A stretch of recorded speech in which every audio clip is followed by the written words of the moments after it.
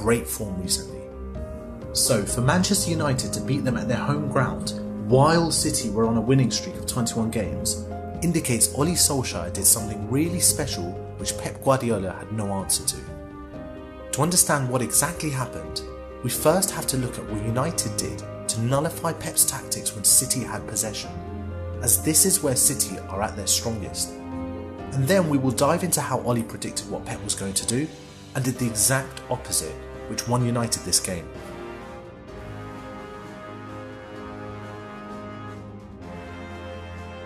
Pep stuck with his usual formation of 4-3-3, while Ole went in with his preferred 4-2-3-1. Pep has been using Cancelo as inverted fullback quite a lot this season. One of the main reasons behind that is that it makes it easy for City to rotate possession and move it relatively quickly from one end to the other. This is made possible as Cancelo's position keeps the marker back, along with overloading the midfield at the same time. That allows the winger to get involved without any pressure. If City fail to find any openings on that side, they can quickly rotate and try to find gaps on the opposite side. This is usually effective because Cancelo's position lures opponents' defensive midfielders out of their position. At the same time, Gunnar stays in the middle while De Bruyne stays in the other half space. Subsequently, when City rotate to the other side, the other defensive midfielder is left to mark both Gunnar in the middle and De Bruyne in half space.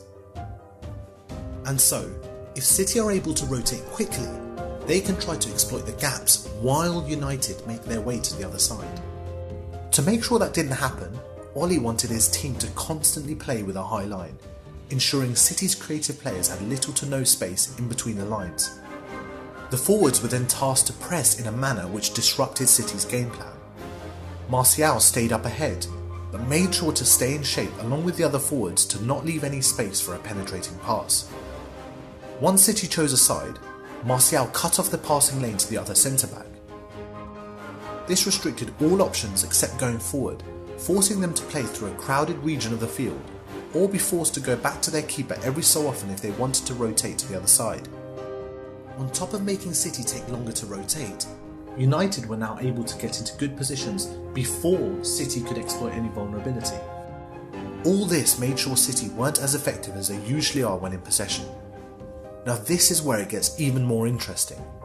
Ole knows better than anyone about Bruno being United's main playmaker. So he gambled that Pep would try to make it difficult for Bruno to get involved, which is exactly what happened. Pep had Rodri man-mark Bruno as long as Bruno roamed in the middle of the pitch, hoping that it would limit how much United's main man gets involved. However, Ole played into this and used Bruno as a decoy. And then he had Martial and Rashford do what Bruno usually does. Essentially, Bruno was tasked on luring Rodri out of position just so the other forwards could get involved. Meanwhile, both forwards focused on dropping deep, trying to assist the build-up as much as possible. Ole came into this match planning to play through City's pressure, instead of primarily focusing on counter-attacks, which Pep thought he would do. So all United players were encouraged to take chances instead of focusing on playing it safe just to retain possession. Jesus definitely helped United's game plan by giving away a penalty in the first minute. What made it worse for City is that they hadn't trailed in a single match throughout their winning streak of 21 games. Bruno made sure to put an end to that record less than 2 minutes into the game. All this led to City overexerting themselves when pressing, hoping to stop United from getting through them. However, that only made it worse, as United made sure to exploit the space left by any City player who was too eager to press.